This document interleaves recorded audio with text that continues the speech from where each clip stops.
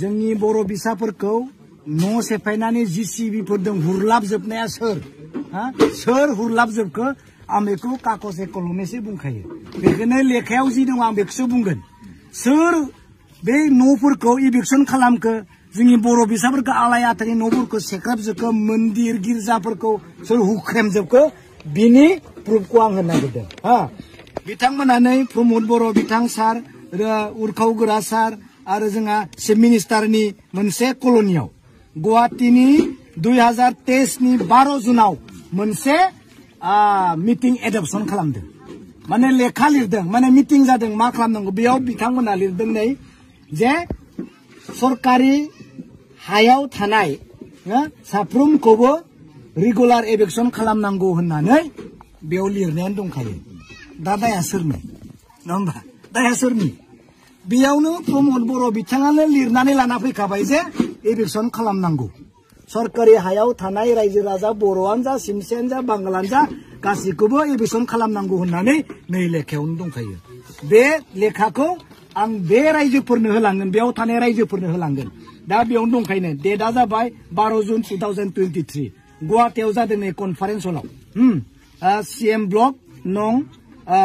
first फ्ल'राव जादों जनता भवन अबा दाया सोरनि हाग्रामानि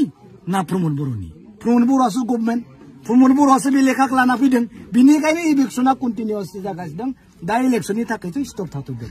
आं खुगाजों बुङाखै लेखायासो बुंदों इभिक्सन खालामनांगौ होननानै लिरनाय दंखायनो मस्ट इम्परटेन्ट होनना लिरनाय दं बे रायजोनो होलांगोन आं बुंदों जायखिजाया माहारियारि आफादानो फैया मानो सों इभिक्सन खालामनो थाखाय मानो लेखा लिरखो प्रमद बर' बिथांनि नेताफोरा फैयोब्ला सोरबा एमपिनि थाखाय इलेक्सनाव फैयोबा रायजोफोरखौ आं बुंखादों सों बे लेखाखौ मानो लिरना लाना फैखो हा होनोसो नागिरदों नोंसोरो जोङो थानो थाखाय हा होनो नागिरदों खिन्थु नोंसोरो लेखायाव लिरखुमादों सिरि सिरि गासिबो एभिक्सन खालामनांगौ बेथ' आलादा जाबायना बिनिखायनोथ' सार्कोल अफिस लेखाफोरा सहैजोब्बाय एभिक्सनखौ धुमधाम खालामबाय जोब्बाय आं बे खोथाखौनो बुंनो रायजोफोरनियाव फैदों फैबावगोन आं आरो बेयाव थाबायनो थागोन इलेक्सनाव थेंक इउ आयु हेलौ के मानसि फायसे आयु किसु जाबाय रेडि কি মাছ পাইছে আমার কি শ্যাং মাছ পাইছে গরই মাছ পাইছে ফিটিকরি মাছ পাইছে আর কি আছে কুসা ও কেটা একটা ধরিবা লাগছে ও কইছে মা হন্দং না গুছাকো কিমান বছৰৰ পৰা এনেকা মাছ ধৰি আছে ইয়া